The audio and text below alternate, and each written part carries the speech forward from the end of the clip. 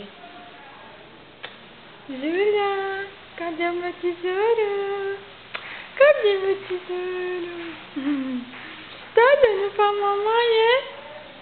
Eu tô olhando pra minha mamãe. Eu só tô conhecendo ela, viu? Eu tô conhecendo ela, tá? Poxa, Júlia, eu não queria que tu tivesse esse nariz aí. Nasceu com o nariz. Não.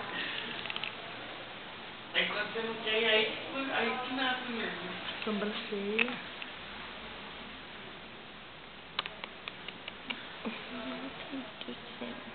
Mamãe pensou que ia nascer toda cheia de caroço, meu Deus, oh meu Deus. Tá com sono, não é brincando não, essa menina aí. Mãe, veja que a bicha tá com sono.